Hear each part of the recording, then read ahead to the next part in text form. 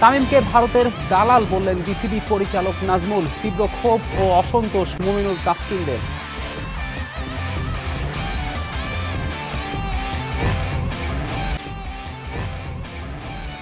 আসন্ন বিশ্বকাপে বাংলাদেশের অংশগ্রহণ নিয়ে দুদিনের মধ্যে চূড়ান্ত সিদ্ধান্ত জানাবে আইসিসি। মাঠের বাইরের নেতিবাচকতায় ক্রিকেটাররা বিরক্ত। রংপুরকে 9 রানে হারিয়ে বিপিএলে প্রথম জয় নোয়াখালীর। অন্যদিকে রাজশাহীকে হারিয়ে পয়েন্ট টেবিলের শীর্ষেই চট্টগ্রাম।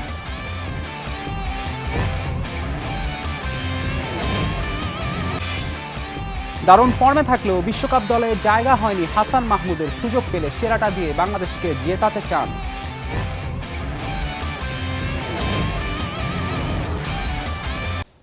টি-20 বিশ্বকাপ খেলতে ভারতে না যাওয়ার যে সিদ্ধান্ত বিসিবির, তার গঠনমূলক সমালোচনা করেছেন তামিম ইকবাল। এর জেরে বিসিবির অর্থ কমিটির চেয়ারম্যান নাজমুল ইসলাম তামিমকে ভারতীয় দালাল বলে হেয় করেন। বোর্ডের দায়িত্বশীল অবস্থানে থেকে সাবেক অধিনায়ককে নিয়ে এমন বাজে মন্তব্যের প্রতিবাদ জানিয়েছেন তামিমের সতীর্থরা। 85% কিন্তু ফাইন্যান্স কিন্তু আইসিসি থেকেই আসে। তো সব কিছু আপনি বিবেচনা করে যেটা বাংলাদেশ ক্রিকেটকে হেল্প হবে, আপনি এই সিদ্ধান্তটা নিতে হবে। ভারতে বিশ্বকাপ খেলতে বাংলাদেশের না যাওয়ার ইস্যুতে বিসিবিকে ভেবেচিন্তে সিদ্ধান্ত নেয়ার পরামর্শ দেন তামিম ইকবাল। আলোচনার মাধ্যমে সমাধান খোঁজার কথাও জানান তিনি। এরই প্রেক্ষিতে তামিমকে আক্রমণ করে বসেন বিসিবির অর্থ কমিটির চেয়ারম্যান নাজমুল ইসলাম। ফেসবুক পোস্টে সাবেক অধিনায়ককে ভারতের দালাল বলে সমালোচনা করেন। এমন বাজে মন্তব্য মেনে নিতে পারেনি তামিমের সতীর্থরা। তাসকিন, মুমিনুল, তাইজুল, শুভরা বিসিবি পরিচালক নাজমুলকে ক্ষমা চাওয়ার আহ্বান জানান। একই সাথে এমন অনৈতিক মন্তব্যের জন্য তাকে জবাবদিহিতার আওতায় আনার কথাও বলেন। এমন ন্যাক্কারজনক আচরণের আনুষ্ঠানিক প্রতিবাদ জানিয়েছে দেশের ক্রিকেটারদের সংগঠন কোয়াবো। সংগঠনটির সভাপতি মোহাম্মদ মিঠুন বলেন, কোয়াব চায় বাংলাদেশ বিশ্বকাপ খেলুক, সেজন্য বিসিবিকে পদক্ষেপ নেয়ার তাগিদ দেন। আমি চাই বাংলাদেশ টিম ওয়ার্ল্ড কাপ খেলুক। ওয়ার্ল্ড কাপ কেন খেলবে না? প্লেয়াররা কেন বঞ্চিত হবে ওয়ার্ল্ড কাপ খেলা থেকে? রাজনৈতিক যে অস্থিতিশীলতা তৈরি হয়েছে সেটা রাজনীতির জায়গায় রেখে দেন। খেলাটাকে আল্লাহর রস্তে আপনারা রাজনীতির সাথে মিলাবেন না। সিলেটে চলছে বিপিএল, এর মাঝেই তামিমকে নেতিবাচক মন্তব্যের প্রতিবাদ জানিয়েছে জাতীয় দলের ক্রিকেটাররা। এখানে কারো বিরুদ্ধে না, আমরা চাই সুষ্ঠু সমাধান এবং সুষ্ঠুভাবে জিনিসগুলো যেন একটা প্রসেসের মাধ্যমে যায়। সো দিন শেষে যদি প্রসেসের মাধ্যমে সব কিছু হয় তখন আমাদের জন্যই ভালো হবে। আমি জানি না এটার কোনো রুলস অ্যান্ড রেগুলেশন আছে কি না, যে পরিচালকদের কতটুকু কি বলতে পারবে না বলতে পারবে। তবে আমরা যেটা মেনশন করেছি এটা অবশ্যই আমরা এটা নিন্দা জানাই। এটা শুধু তামিম ইকবাল না, বাংলাদেশের কোনো ক্রিকেটারকে নিয়েই এই ধরনের মন্তব্য করাটা উচিত না। বাংলাদেশ ক্রিকেট ইতিহাসে অন্যতম সফল তারকা তামিম ইকবাল। বিসিবির দায়িত্বশীল জায়গা থেকে তাকে অপমান করায় নিন্দার ঝড় বইছে ক্রিকেট অঙ্গনে। ভারতের ভেন্যুতে বাংলাদেশের বিশ্বকাপে খেলা না খেলার সিদ্ধান্ত জানা যেতে পারে দুদিনের মধ্যেই। আইসিসির ইমেইলের অপেক্ষায় আছে বিসিবি।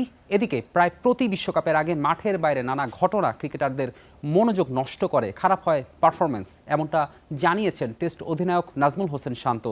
প্রস্তুতির ঘাটতি থাকলেও শেখ মাহিদি বলছেন, বোর্ড যেখানে বলবে সেখানেই খেলতে প্রস্তুত তারা। বাংলাদেশের বিশ্বকাপ ভাগ্যে কি আছে? খেলতে পারবে তো? দাবি পূরণ করে আইসিসি কি শ্রীলঙ্কাতে ম্যাচ দেবে? নিরাপত্তার সংখ্যার নানা যুক্তি তুলে ধরে বিসিবি আইসিসির কাছে ইমেল করেছে। আইসিসি পরবর্তীতে যা জানাবে তার উপর সবকিছু ফাইনাল হবে। সেই বার্তাটা আসতে পারে 2 দিনের মধ্যে। বিশ্বকাপ আসবে, কিন্তু টাইগার ক্রিকেটে বড় ঘটনা ঘটবে না এমনটা তো হতেই পারে না। এবার তো আগের সব ইতিহাসকে পেছনে ফেললো। বিশ্বকাপ যাত্রার 15 দিন আগেও জানা নেই বাংলাদেশ বিশ্বকাপ খেলবে কিনা।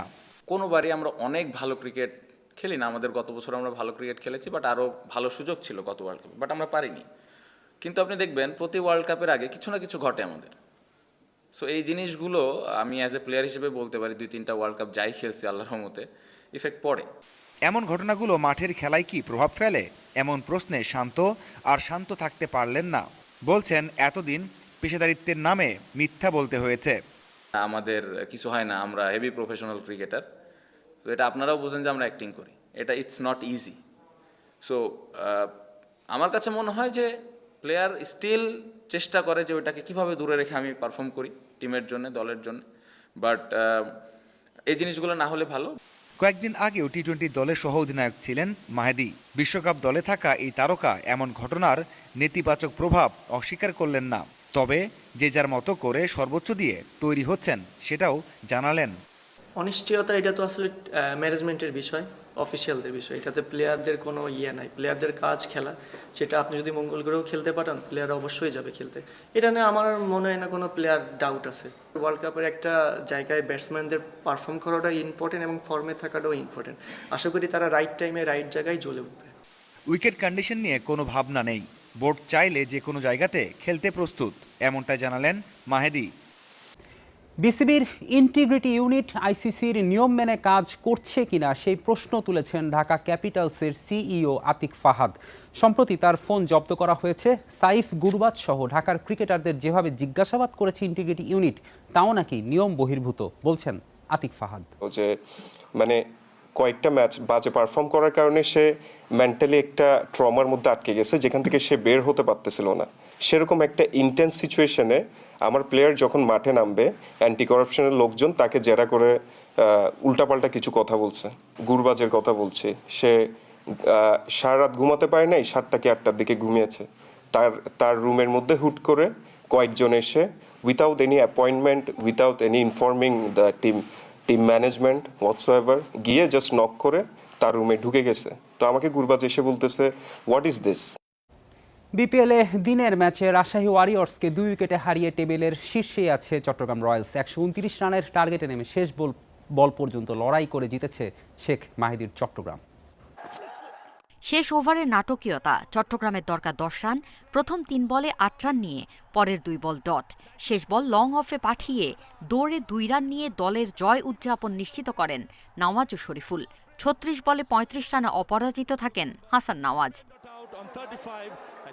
129 রানে সহজ লক্ষ্য তাড়া করতে নেমে সুবিধা করতে পারেনি প্রথম 3 ব্যাটার। ধারাবাহিক ইংলিশ রসিংটন আউট 17 রানে। 5 ওভারের মধ্যে 28 রানে 4 উইকেট হারিয়ে চাপ বাড়ে চট্টগ্রামের। মিডল অর্ডারে হাসান নওয়াজ ও মাহিদের 40 রানের জুটি, অধিনায়ক 28 রানে ফিরলে আসিফ আলীর সঙ্গে 35 রানের জুটি গড়েন নওয়াজ। মিডল অর্ডারে মুশফিক, মেহরব, রায়ান বার্ল, আকবর আলী 2 অঙ্কে পৌঁছালেও 20-র কোঠা পার হতে পারেননি কেউই। দলীয় স্কোরবোর্ডে 105 রান তুলতেই 7 উইকেট হারিয়ে চাপ বাড়ে রাজশাহীর। তানজিম সাকিবের অপরাজিত 14 রানে 9 উইকেটে 128 রানের পুঁজি পায় রাজশাহী ওয়ারিয়র্স। বিপিএলে প্রথম জয় পেল নোয়াখালী ওয়ারিয়র্স। এই জয়ে সৌম্য সরকার ও নোয়াখালীবাসী অনেক উজ্জীবিত।